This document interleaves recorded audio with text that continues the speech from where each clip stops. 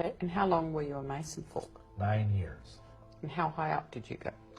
Well, I went through the typical Blue Lodge degrees, went through York Rite all the way up to the Knights Templar Commandery, went through the Scottish Rite all the way up to 32nd degree, and at that time, then I was considered worthy to get into what is called esoteric Freemasonry, which most American Masons don't even know exists. And in that organization, I was admitted into the Rite of Memphis Mitzrayim, and I went up to a 90th degree, which a lot of Masons, if they even hear that, they will, their false teeth will fall on their heads. But there are actually at least 97 degrees in the higher level esoteric rite. Right. Were you surprised when you found that there were more than 33 degrees?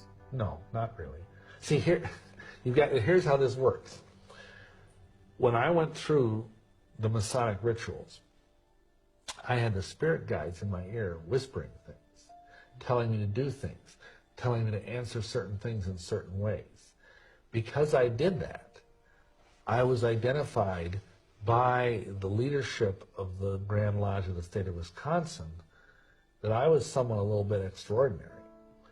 And see, that's one of the ways in which I ultimately got contacted by the Illuminati, is because the spirit guides had given me certain key things to say, key things to do, even gestures to make, stuff like that, that would identify me as being someone who was worthy of more light. You see, that's what they promise in all the Masonic degrees. They say, you get light, you get further light, you get more light. And of course, where does this light come from? Well, if you read the writings of the Masonic leaders, that comes from Lucifer. And how many Masons know that? Maybe 1 in 1,000, but most of them don't have a clue unless they bother to toddle upstairs and read the books that are in their own Masonic libraries, like I did. How many Master Masons know that there are Satanists among them? I'd say the same figure I quoted earlier, 1 in 1,000. Right. Since Catholics are strictly forbidden to be Masons, why were you being asked to do two opposite things?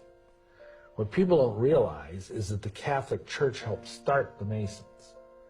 And that, for example, the Scottish Rite, most of the degrees in the Scottish Rite were written by Jesuits.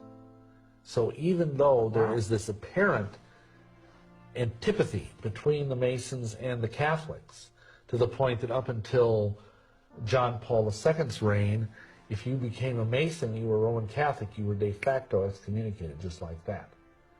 But actually it's all a sham, because most of the high level of people in the Vatican are all Freemasons, and many of the people that are Freemasons are Catholics.